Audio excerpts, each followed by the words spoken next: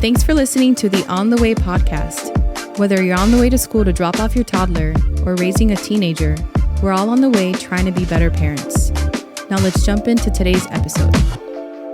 Hey everyone, welcome to the On the Way podcast. I'm your host, Phil, and welcome to our living room. We're excited to get into this episode. I have my favorite co-host, my wife, Daniela, and I'll let her talk in a minute. I got to do the usual, like, subscribe, like, comment, share, and we hope this has been helping you. And literally, I love this podcast. I love doing this. I love hearing so many testimonies from you guys, and to let you guys be in our home today feels really special.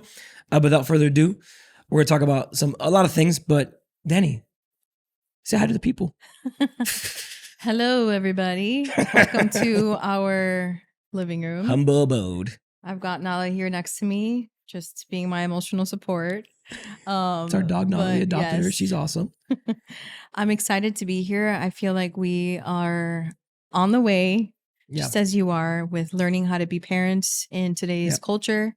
And so I want to know, my love, how has it been for you transitioning into becoming a parent? Well, we have two beautiful kids. Yeah. We have Eden Luna, who is 3 going on 30. We have Jude, who is 9 months. He'll be 10 months probably when this airs. And so he's almost a year. So it's pretty crazy. We got 2 little toddlers. But yeah, like you said, we're not experts. We are on the way with you guys, and we understand we're young parents. And I guess part of this journey is like getting on other families, people who have 1 kid, 2 kids, 3 kids. We know from somebody in our church has 5 kids, and we're going to get them on this podcast so you can hear from them because they have so much experience and wisdom. But I think for us is like, going back to your question, is like we are young parents and we are learning. And I think one of the coolest things that we get to do today is talk about our struggles, what works for us, what doesn't work for us, and really talk to our people, our young parents. And for me, I know feeling alone in this journey is kind of tough. And so I hope that you would join us in our living room to have a conversation that you feel that you can relate to, and hopefully learn something and glean from this. And but what has changed since I became a parent? Oh, gosh, all positive things, because all the negative things about me have been revealed or like exposed in the best way possible. So I think being a parent, why I love being a parent and why I've always wanted to be a dad, was because I had an awesome dad, and getting to walk in this has been amazing. But for me, like, okay, I struggle with being patient. I can get angry very quick. I can sometimes be very, very selfish, and it's all about my stuff and what I want. And getting married already takes a lot of that away, or exposes a lot of that you have to fix, right? Because you have somebody else in your life. But then when you have kids, not just 1, but 2, and they have schedules, and they have feeding times, and they have, like Eden wants to play with us all the time, and she always wants to be around us, which we love. But there's times like, man, I just got back from work, I'm tired, and I want to kind of not. I hear you. And I feel like that's what it's been like for me. Yeah. The biggest shift for me has been my use of time. I feel like children literally take up all of your time, and it's no longer what you want to do. It's solely on what they need. Yeah. And I feel like that's been the most, or at least it was the biggest shift that I experienced when I first became a parent, was just that change of, I cannot finish my meal in one sitting. I got to get up and do this and that. I got to reheat my coffee, like, it's just like, you just got to juggle so many things at the same time and cater to them all the time. Like for you though, it is tough. Like we're not hiding it. It is tough, and it is a big change. But for you, like, what are I don't know, like, you do it so gracefully. Like, you're an incredible mom, and you take on so much. Like, I see it day to day, like you are an MVP. But that doesn't come naturally. How has that process been of becoming a person where I'm reheating my coffee, I'm not finishing my food, like, me time doesn't exist? How do you stay I don't know. How do you honor God through all that? Initially, if, like my flesh was just really frustrated, because it's like, no, oh my gosh, like this is so frustrating. I want to finish my meal. I want to do this. I want to do that. But I think over time, I realized that this is just a form of me dying to myself further. Yep. And it kind of almost revealed to me the love of God, because it is sacrificial. Yep. I am dying to my needs and what I want because I'm catering to you, because I'm taking care of you. And so that's how I think I've been able to just accept it and choose it as like it's a blessing, you know? This past Sunday, I was able to preach on Sunday for our church at Calvary here in Miami. And one of the things I talked about was like work, like hard work being spiritual. Mm-hmm. Like sometimes we think spiritual is just prayer, fasting, reading your Bible, worship, which are those are all spiritual things.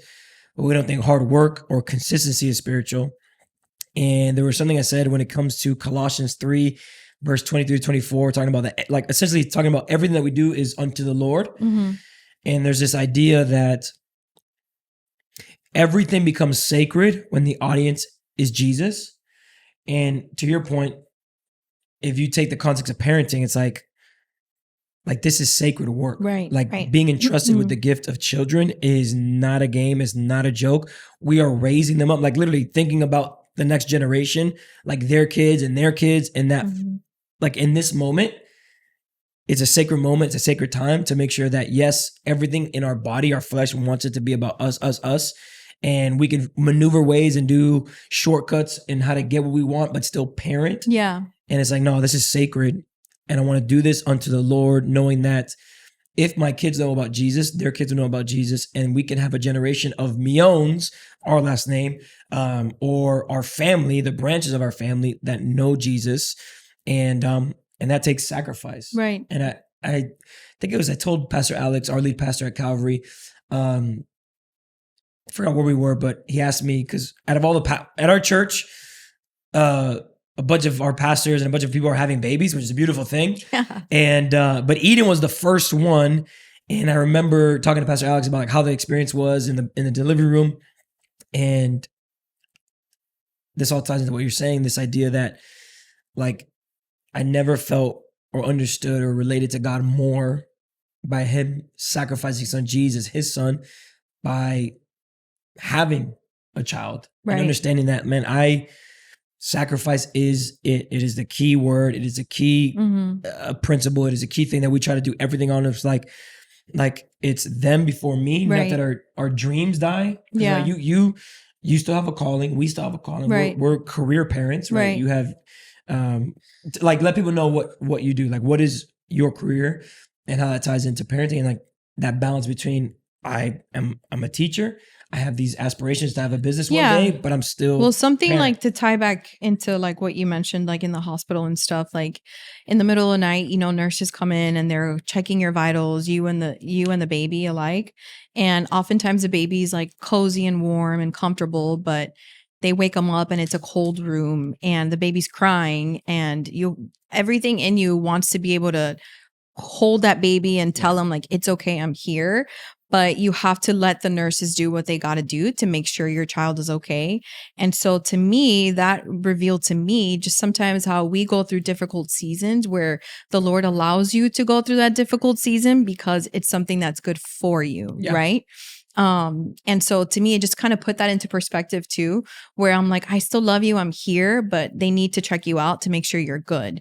But then also looping back to like what I do for a career, that also ties into, I'm a teacher. I get to teach art, and it's a huge blessing because I just get to make art with kids all day. And but with that, I need to be a disciplinary too. I got to give those attentions if I have to. I have to do things that they're not going to like, that are for their betterment. And I think that's something that I thought I would be good at, but that I'm not right now, because I tend to be very much like full of grace and patience. And so that's something that I feel the Lord has taught me, that discipline is love too. Yeah. But when it comes to like, because on the topic of sacrifice, right? Like we have to sacrifice for our kids. It's about them before us. But also, like, how do we sacrifice without letting our dreams and our ambitions, our personal ones, die? Gotcha. Like, so for example, like you're an artist, but you want to do other things. Yeah. So how do you parent with the sacrifice mentality, but also like, man, I still have, we're in our 30s and we still have things we want to do. How is that like for you? What are you wrestling with in that department? Again, going back to time, my day really only starts after the kids go to bed.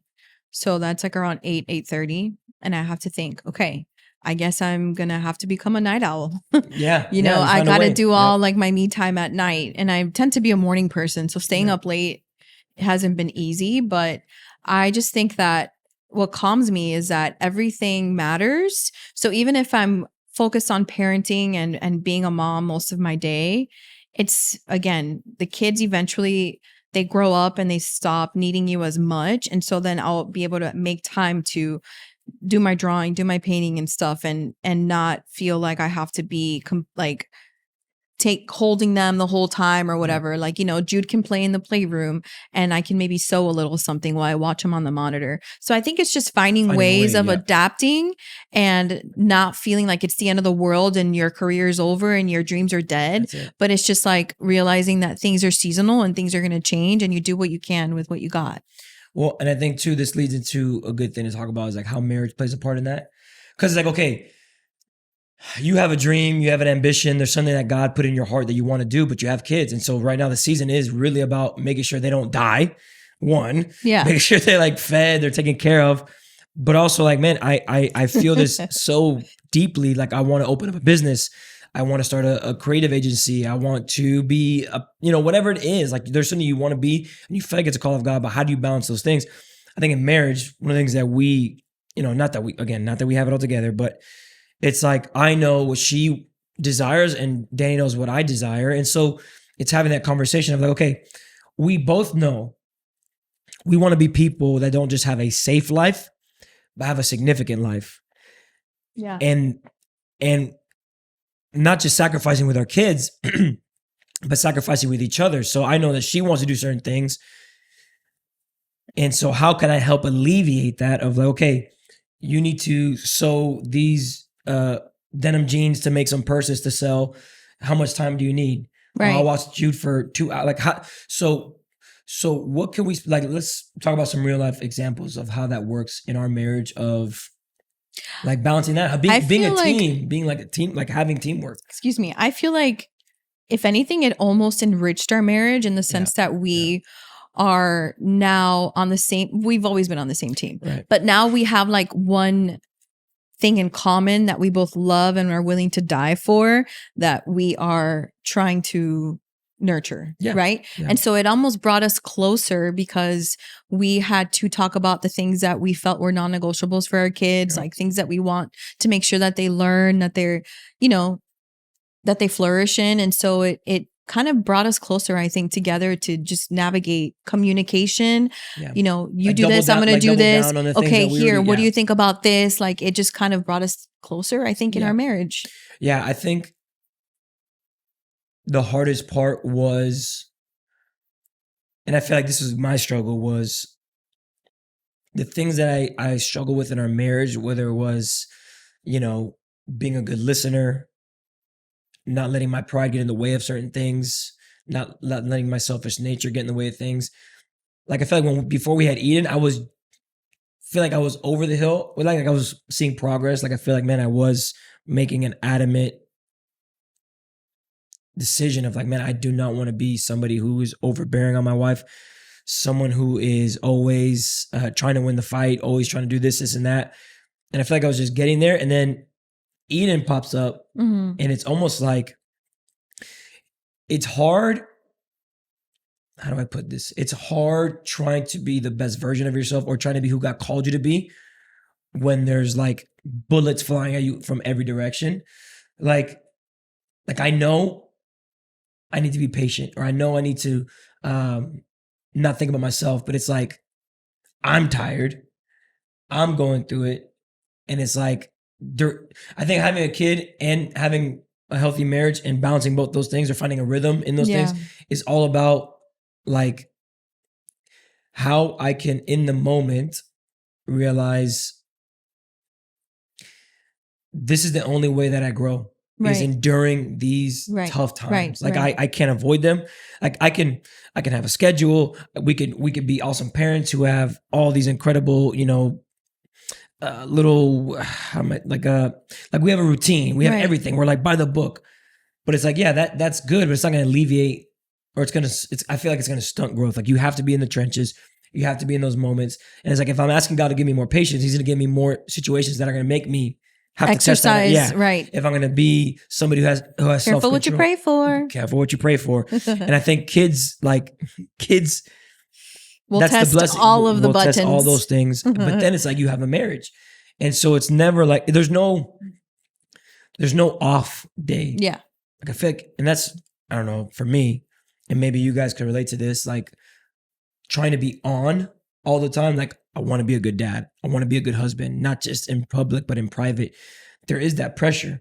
I don't know, do you feel that too? Like, no, and I hear you. On. Like I have to always, like put up, not a front, but like, I'm just like, man, I'm always on the lookout. Like, okay, what can I do to make sure I'm not going to fail in the departments I'm trying to get better at? I hear you. And I mean, it's a no days off, and all parents know that. Like, you know, even in the middle of the night, like sleep deprivation is real, you know, and navigating that with mental, emotional, physical exhaustion is just a lot. But I think that also something for me with our marriage and our kids is sometimes maybe us moms, or I'll speak for me personally, like all of our attention goes to our children and we only want to, like, we just focus on them. And for me, I feel like I started to realize that I also needed to nurture us and spend time with you and make sure that you're fed and make sure that you're taken care of too, because my children became my like top priority. Yeah. And so I think it's still very important for us to be able to spend quality time together, have those date nights, date each other, and just keep each other in mind, you know? It made sense in the beginning, right? Like we have a kid, especially with Eden, our first kid. We've never done this before. We've only been children and we've seen our parents grow and we take that knowledge with us.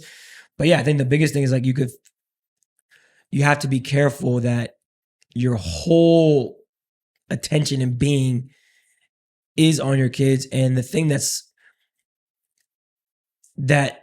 that matters as well, or something that's just as important is your marriage. And that could be kind of sidetracked. That could be put on the shelf. I think for a season that kind of has to happen. You guys have to be like, we're going to lock in, raise these kids, make sure they get they're healthy. They're all the things that a parent wants. But yeah, I think that's the biggest thing of what I felt like we could have done better early on is like, let's make sure that, yes, we're a team, but we're also married to each other. It's not like we're co-workers. It's not like we're like, I don't know. Does that make sense? Yeah. Yeah. Yeah, for sure.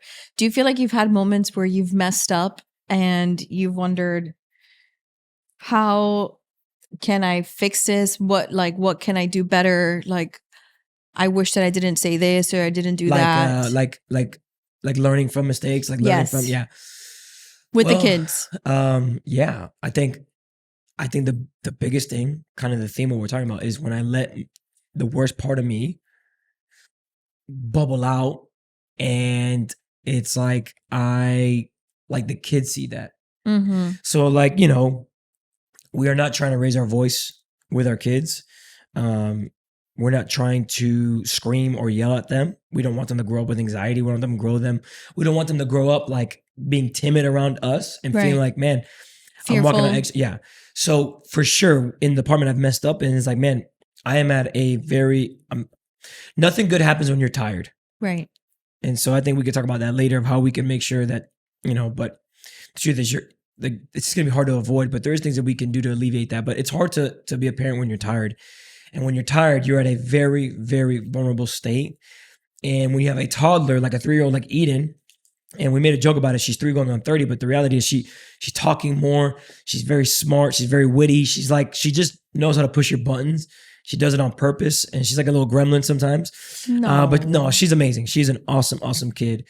And so there'll be moments where like you have a bad day, or you're thinking about an email, you're thinking about a conflict you had at work, you're thinking about something, maybe that's happening in your marriage, and you, like Eden will say something, it kind of triggered me, and I snap, and you kind of, you know, like you raise your voice, and I think a couple of days ago that happened to me, where she wasn't going to sleep. Eden is doing this thing where we put her to bed, we give her a bottle, and she'll get out of bed because she's out of a crib now. So she gets out of her bed, she opens the door, she leaves the bottle on the floor, and she says, more milk. We give her more milk.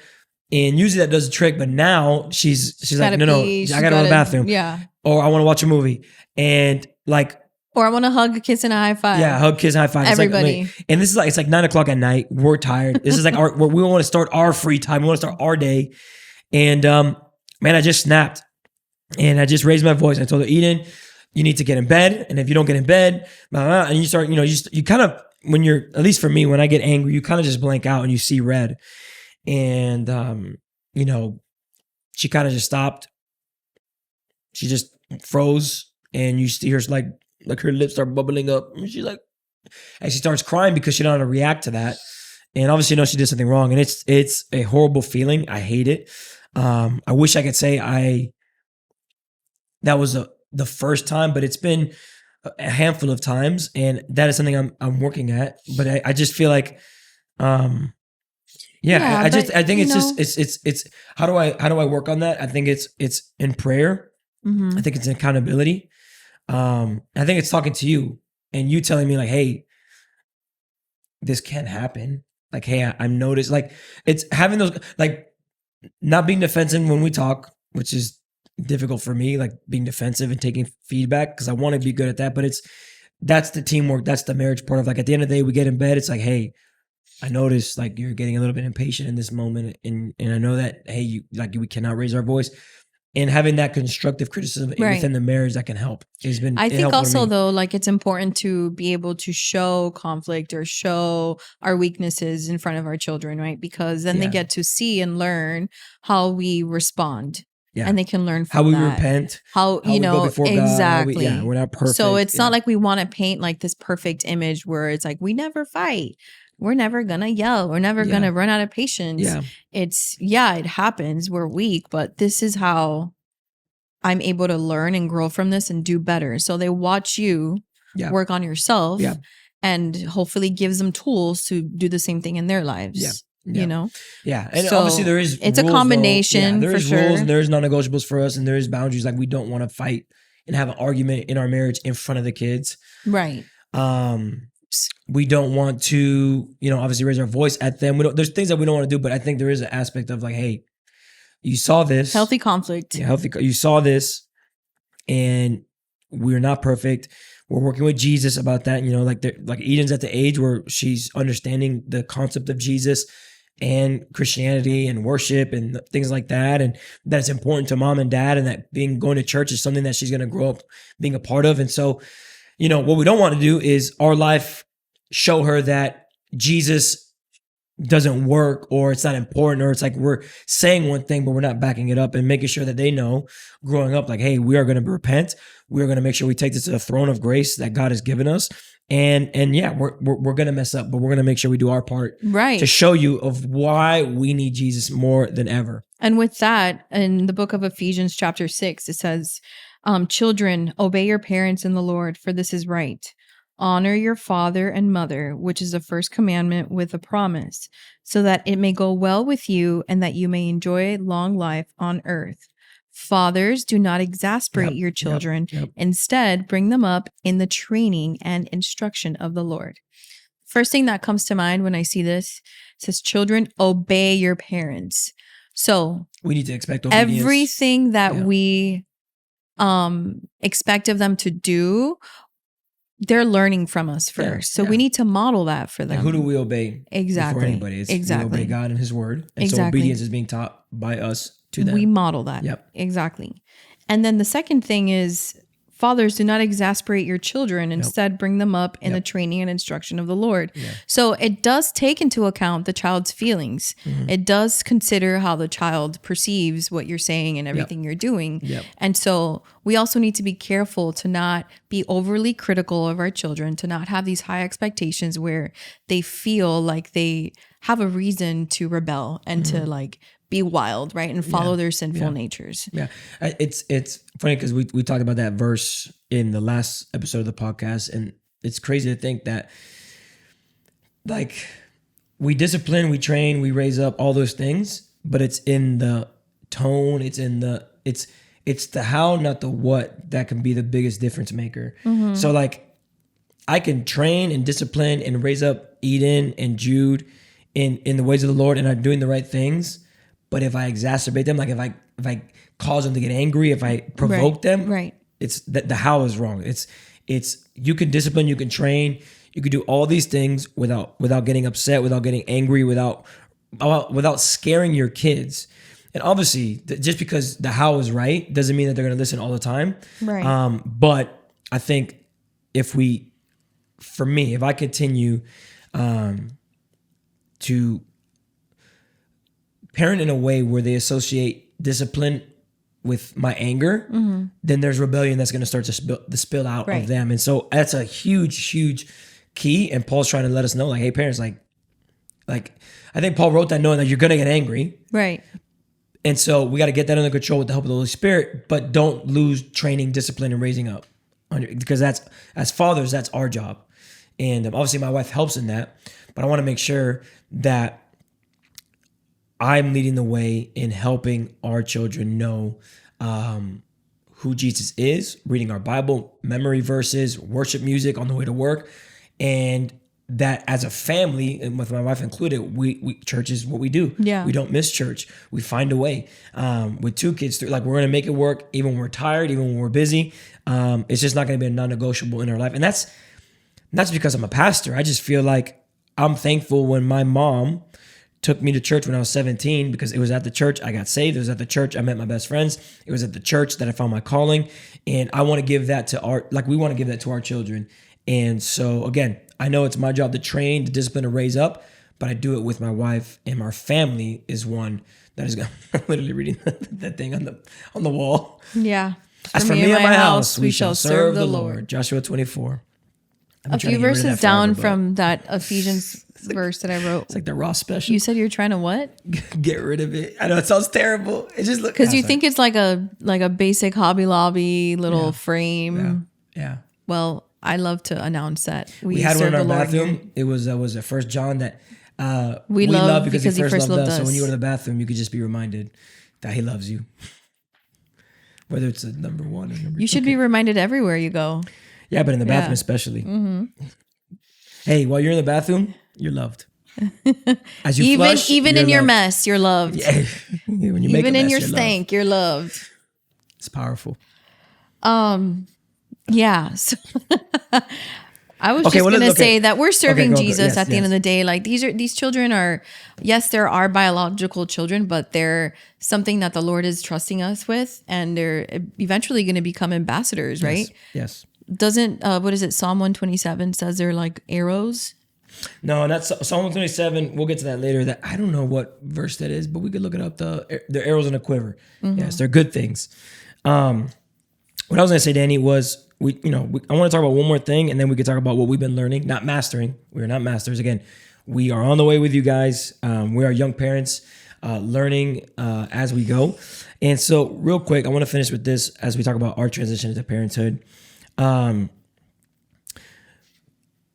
What's one thing you thought you'd be good at, but you struggled with? Like you're like, oh, when I have a kid, I'm gonna ace this, but you're like, no, actually, I struggle with this. This is actually something I need to work on. Discipline. So discipline in your personal life, or like this. Like wait, just what do you mean? Like disciplining them, or me being disciplined? You be disciplined. Like, what do you like? Is that something you thought you would be disciplined or stay disciplined with kids? And you're like, man, you know what? Having kids has made it more difficult to be disciplined. No, if anything, it's brought more discipline into my life because there's more at stake. And so I have to be disciplined in making sure that I make food for my children, that I bathe them, that I do this, that I do that, because it matters, because there's purpose. Yeah. So it's helped me become more disciplined. Yeah, for sure. Back then, like before children, I was very undisciplined, and I still struggle with that sometimes. Exercise, eating healthy, and even getting in the Word, like that takes discipline too. But it is something that I'm starting to exercise more. Yep. Because of, again, the need of my children needing me, but also because I see that it's a good thing, and literally the Bible talks about it. So I'm trying to be more disciplined. Yeah, generally. You're kicking butt. You're doing great. You have us on this detox. Yeah. And it's so much fun. All right, let's talk about what we're learning. Not mastering, because we're learning as we go.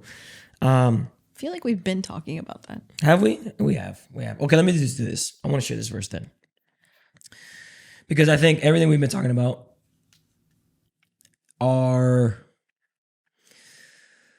I think everything we've been talking about and what you guys have been hearing, at least for me, my first response is I have to fix it. My willpower. Like I have to almost, okay, I noticed I did X, Y, and Z incorrectly. So let me go into the lab. Let me go to the drawing board and let me figure out a game plan for how Phil can be more like this instead of this. And I just think when it comes to parenting, what I feel like is the missing link in your secret superpower, and it's going to sound cheesy, it's going to sound corny, but it is making sure that everything you do is knowing that if God is not with you when you build it, it's not going to be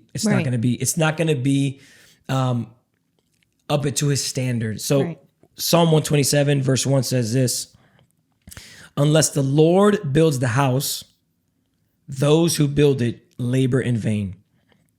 And that's huge, because if I try to parent, if I try to discipline, if I try to do things that I need to fix on my own strength, it's going to be in vain. It's going to be pointless.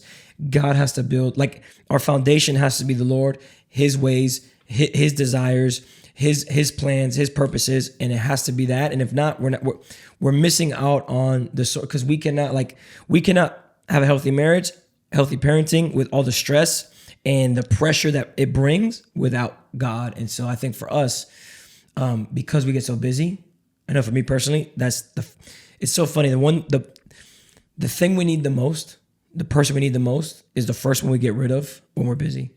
Yeah. Like, I feel like you get so busy, you get so caught up in time. And it's like, I know I should pray about this. I know I should seek God's counsel in this. But because I don't have no time, because I feel like I'm in the rush, it's like, I'll just figure this out. Well, what's like a practical way that, like, you, like, for anybody listening who's like, okay, that sounds great, but like, what's a practical everyday way of exercising that, of not doing things in your own strength, of following what God says, using, leaning on his spirit? Yeah. I think it's fighting for, if building our house on the foundation of God is the most important thing, then we have to be disciplined, and we have to make sure that though we have 2 kids, though we have a marriage, though we both have careers, those aren't excuses to not still seek him for all of our needs. And so for me, again, I'm not perfect at it, but I am making sure, or at least I'm trying my best to make sure I'm in the word, to be filled up, and I'm on my knees, face down, going, God, I need your help in this situation. God, I heard a pastor say, instead of complaining about the things that you lack or the things that are causing you stress to your spouse or to other people, complain to God. Like, I am just like, God, I am going to complain to you. I feel like I'm struggling in this area. I feel like I keep being a failure in this area. I feel like this is happening. I feel like Eden's doing this. Jude is like, I'm going to sit at the feet of Jesus and make sure that time is my time to be with him in his presence and to be built up, to be filled with the Spirit, to make sure that when I get up from our carpet and I go out to my day, I go out to make sure I'm going to be a parent, to go out to our marriage, I'm filled. I'm filled. I've had my time with God. I've gotten that consecration moment where I'm getting a new heart. And so I think it's fighting for your Bible time. It's fighting for your prayer time. It's fighting for just silence and solitude, whether it's 5 or 10 minutes. I get it. We are parents.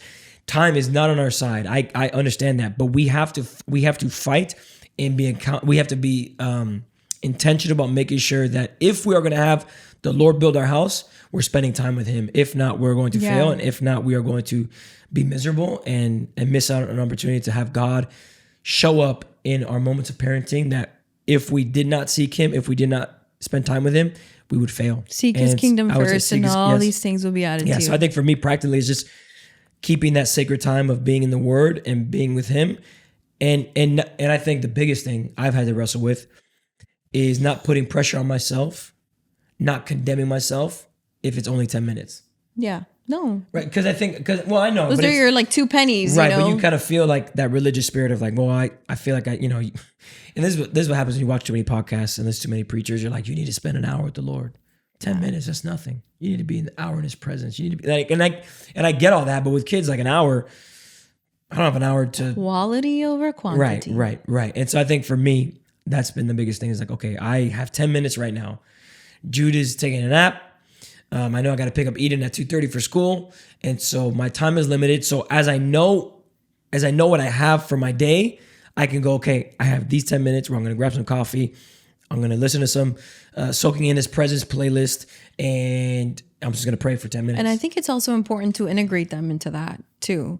Like something that we do is, we'll start to land the plane, as they say, like from the day. And after bath time, we go into the room, we'll play some piano hymns. So it's like very chill vibes. We don't turn on the bright light. We turn on like a little lamp, and we literally we'll read books, and then we pray together, and then we go to sleep. And so that's also a practical way of integrating like Jesus into their lives. Memory verses before bed. Exactly. We have a kid Bible that we read. We definitely pray every night. Yeah. But yeah, I mean, it's like that can become our, like, as a family, we are going to seek the Lord together. And then especially, I think it's just not downplaying that, where it's like, I don't know, I just think people could be hard on themselves. Where it's like, well, I didn't read my Bible today, and so I feel like again, I'm gonna be a failure. Yeah, and something bad's gonna happen. Time with Jesus and like in like being in prayer doesn't mean you have to go in a prayer closet. Doesn't mean you have to lock the door and make sure the kids are sleeping in. Which that time sometimes does present itself, and by all means, like, do it. But you could literally have prayer in the bathroom. You could pray as you're washing dishes. No, literally, like, it's a constant, like, it's when you walk with the Lord, as you know, it's like every second of your day, you're in conversation with Him. Yep.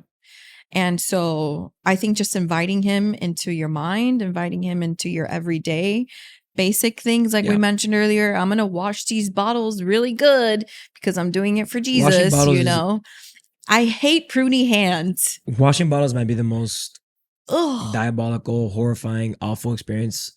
No. Especially when you have the formula and it's been sitting there and you open the bottle and that smell comes out and it's like, it's pretty awful.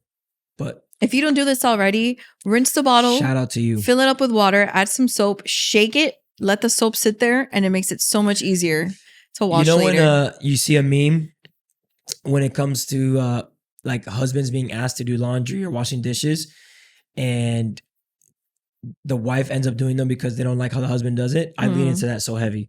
It's like, babe, I'll do the dishes. Love, I'll do all that stuff. And then she's like, I feel like you left this too greasy. I'm like, sorry. But sometimes I wonder if you do it wrong on purpose so that you don't have to do it again. I don't know why you would think that. Chestnut checkers, baby. Excellence is a culture of our house. I gotta teach you how to wash better. No, you're killing it. You're doing great. You've been very, very I'll do the dishes and I'll just leave the bottles there.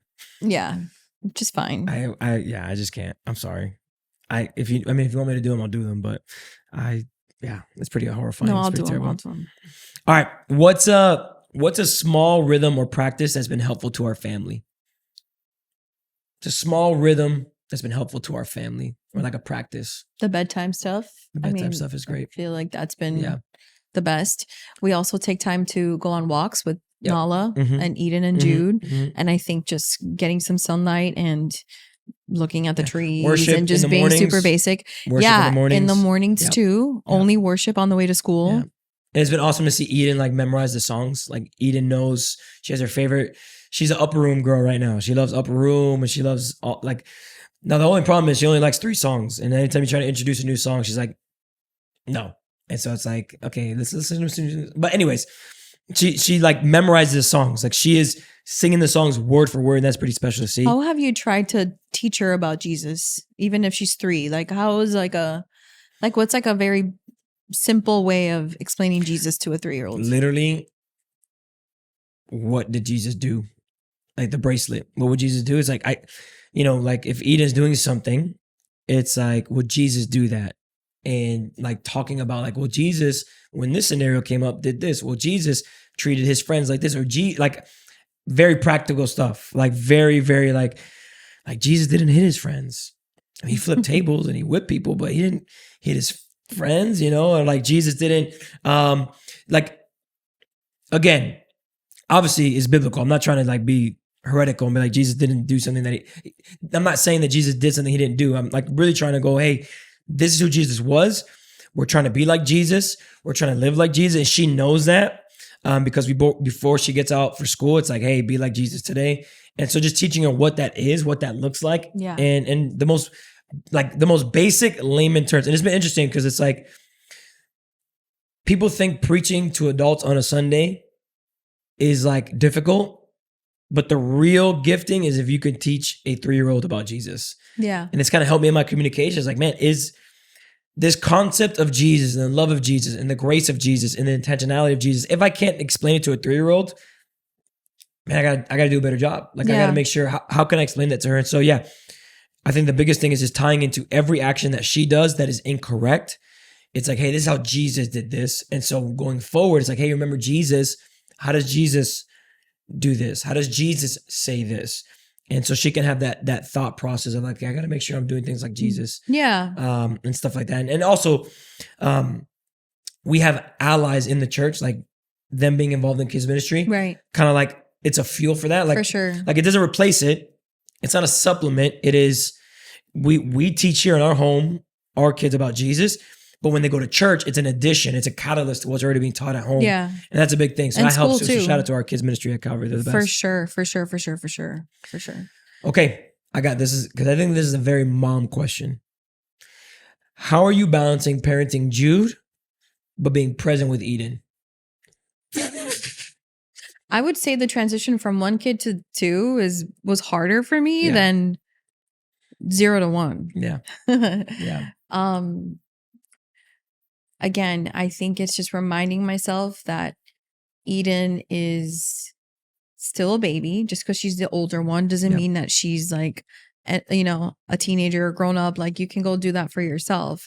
It's catering to her needs and her emotional desires and stuff, as well as Jude's, obviously, because he's only 9 months. But I think for me, what's helped has been including Eden in a lot of the things that I got to do for Jude and making sure that she feels that her role matters in Jude's life, that she's the older sister and that, she could help me with this, help me with that, hug him, take care of him. Like, thankfully she's been very good with like her baby dolls. Yeah. And so I've seen that, I guess maybe all little girls tend to have like a maternal instinct. Yeah. And so that's been good because I could teach her like, this is not a doll, but you still care for him the way you would a doll. Like you just gentle, change diapers. Eats the doll across the room. So I think, exactly. Giving it CTE. She's like, I'm done with this. But I think it's been challenging. Yeah. It has been challenging because you don't want to feel like you're not giving Jude the attention he needs or the attention that he deserves. Because when Eden came, she got all the attention. Yeah. Right. But I think it's just including her. Including him in the daily activities, letting her, I guess, practice that motherly instinct. And she loves it. Give her little responsibilities. Yes, and she loves it. Take this still dirty laundry. Let's crack this egg together and mix it. Yes. We're going to feed our brother. Yeah, I can't wait for them to be old enough so they do chores around the house. I cannot wait. Okay. This is a big one, and we've talked about it when it comes to marriage, but rhythms. We're talking about rhythms and things that we do, things that we're trying to get better at. We talked about just now about Eden and Jude and getting their time together and balancing that. But when it comes to each other, how do we connect with each other with 2 kids, with a busy schedule, with all that we have going on? And encouraging people to like make that a thing. Like, hey, and you talked about it earlier. That's why I want to expand on it. Like the date nights. Yeah. Like a Bible study, I think like that. We haven't been as consistent, I think, as we should be. We've been slacking. But Monday nights, for example, are Bible study nights. Monday nights have become a couple things. Monday nights it's Bible. Budget. Family calendar. Budget. Bible budget. Babies. Broke. Bible budget babies. Yeah. Bible budget babies broke. We're broke, but we got to budget what we got. No, we're balling on a budget, as they say. We're in season. It's season. We got to be good stewards. We got to be good stewards of the little before we get the lot. We're in the season where our Amazon Prime list is humongous and the cart is empty. But there's hope. There's prayers. But yeah, I think what we do that I love is that we have we want to do Bible study together, and like literally just get in the Word. We'll pray, and we're going through the book of Acts and just seeing the early church. And having that time for us to pour into each other, to talk to each other, and then just pray. But also, yeah, let's get a family calendar so we can know what our month looks like. Let's budget. It's almost like Monday is like a spiritual but practical moment for us to, one, to connect with each other. The kids are in bed and we can like, okay, it's us. But also, how can we make sure that we are alleviating things that can add extra stress if it's just kind of like in the wind? Like it's just kind of like, oh, well, we'll figure out the budget. Like we do groceries. I know we got a couple things, or I know we have a couple of events to go to, but we'll figure it out when we get there. It's like, no, we want to make sure that we know what the month is going to look like so we can plan ahead, so we can be good stewards of our time with our kids, but with the relationships around us, with our callings. And so I think it is huge. And again, I just believe it's not rocket science. And I don't think we're saying anything new here, but like connecting with your spouse has to be a priority, even when you have kids, whether you have 2 or 3. Even one, like it has to, and it has to be something you're intentional about. It has to be something that there's a rhythm. It has to be something that you guys are on the same page about. That it doesn't end just because you have kids, but it's like, no, we are going to make sure that our marriage is thriving, that our marriage lasts, that the day of tomorrow when we're empty nesters, we still love each other, and we're still each other. Yeah, like our foundation wasn't built on our kids being here. Right. That even when our kids are not here, we still love each other. We still want to have fun together. Right. We still want to do stuff together. We want to travel, and we're trying to build those rhythms now. And Mondays just seem to be the best day. I think with that too, this is just kind of like random, but just letting your kids know that you're on the same team, because kids get very slick and they'll be like, Mom, can I do this? No. Okay, no, then they ask Dad. Dad, can I? It's like, no, you got to back up. You got to say the same thing the other parent is saying, because otherwise they're like, they know that maybe we're divided, or I don't know. You know what I'm saying? Play like, just be on the same page. Yeah. Yeah. And go ahead. Like when Eden will like talk back at you or whatever, and I'm like, no. And I stick up for you. I think she also realizes so like, sexy. You feel, ooh. I know you look at me like, it feels good. Yeah. I'm like, it's like a 3-year-old. We're like hanging up on a 3-year-old. I'm like, you don't talk to dad like that. You're like, that's right. Yeah. But no, I think that's true. I think, but all that is a part of spending time together and just being on the same team and being intentional about that. And I think a good marriage, a good family doesn't happen in a vacuum. And I think there is space for us being spontaneous. And it's like, we're not rigid, like, okay, if it's not on the calendar, we can't do it. But I just think there has to be some sort of, think of a bowling alley and you put up those bumpers and it's like, man, I just want those bumpers. Why? So that I don't go in the gutter. And so for us, it's just, what are the bumpers in our life? And it's like, we're going to know our calendar. We're going to know our finances. We're going to check the spiritual temperature of our marriage and each other, our love life, our sex life, all that type of stuff. Because we know that our kids are going to take up the most of our energy, to make sure that we can check in and be good. And so husband, wife, like check in with each other, find time. Maybe it's not Monday, it's a Tuesday, it's a Wednesday, whatever the time is. Have date nights. Doesn't have to be going to the movies. Doesn't have to be going to a restaurant. It's when the kids go to bed on Monday nights. We're going to have, we're going to have tacos. We're going to have a burger. We're going to eat together at the table. We're going to stare at each other, phones away. And make that a part of our routine to have a healthy marriage, which ultimately spills over into having a healthy family. Something you always get on me about that I think we should talk about is screen time. Like, what are some things that you like kind of like a rhythm in our house that we're trying to do when it comes to screen time? Like going back to like being a model, right? Yeah. They, children, we all learn differently. We all, we learn visually, auditory. We didn't grow up kinetic. Our parents didn't grow up with like the phone craze now. So there's a different type of realm for parents our age of navigating technology is a real thing. What they see you do, they're going to think it's okay and that they're going to do too. So if we are expecting them not to be on their phone or not to be distracted, then we need to do the same thing. Yes. Why are you looking at me like that? Because it's, a lot of his job includes being on the phone. Yeah. It's emails, it's texts, it's all this. But I think that there needs to be a window where you do that, and then a window where you're present. Which I've gotten better at. Like, one of the things I'm trying to do is the moment I step foot in this house, I put my phone either on my library or I put it in our bedroom as like, I'm off of it. And if people gotta wait, people gotta wait.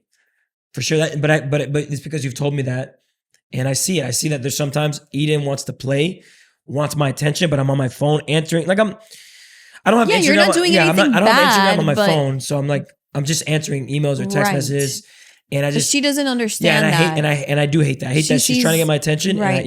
That the phone has your attention. She doesn't understand that you're doing work. For sure. So that for sure. Yeah. And that's something that we're trying to navigate, because like this is being parents to Gen Z and Gen Alpha kids, and now Gen Beta that's coming up, is kind of a new territory where it's like navigating screen time. Do you get a phone at this age? What's social media? Which, by the way, we're going to have an episode just on that, of talking about technology, because it's going to take a couple episodes to navigate that. But I know for us, we don't want to be a home where like technology runs our house at all. Yeah. And we have one TV in our house. In the family room. And so even when our kids grow up, one of the things that we're going to do is make sure that in their rooms, they're not TVs. We're going to have family time. And if you want to watch TV, you can watch it in the living room. But if mom and dad want to watch something, we overrule you. And like, but ultimately that we wouldn't be stuck to the TV.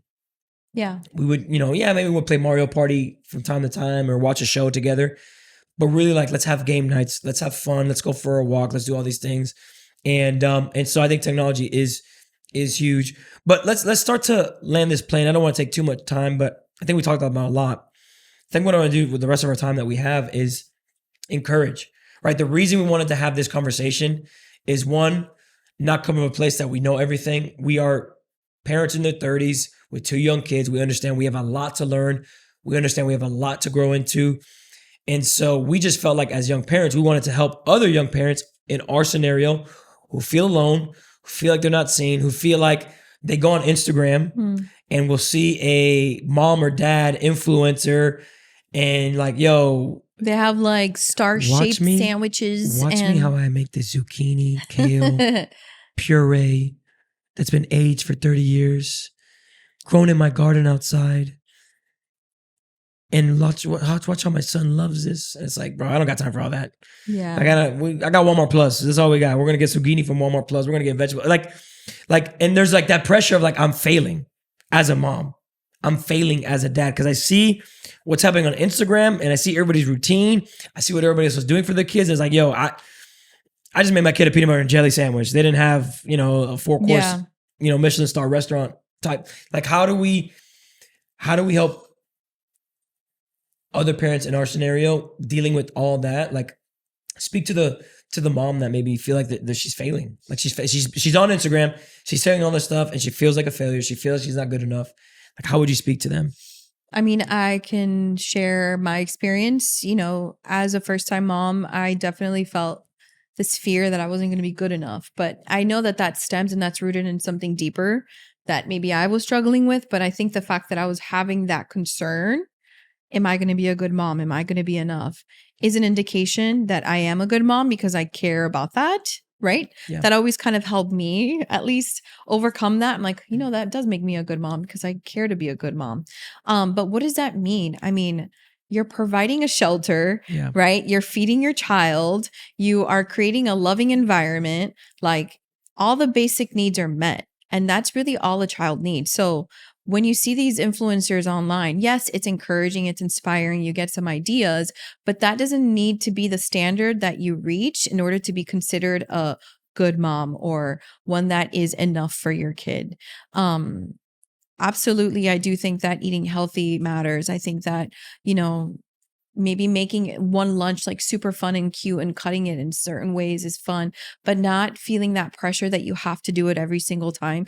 Because in all honesty, like, these are probably moms that don't work, that is their job, is just to be at home. And if that was was me, if I didn't have to work and I could stay at home, yeah, for sure, I could get creative and do all these fun things because it's fun. And more power to you if that's the mom that you are.